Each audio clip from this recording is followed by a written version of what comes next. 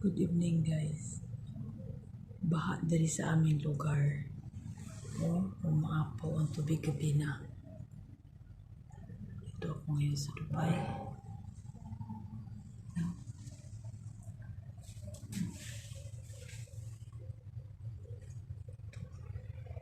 Yeah.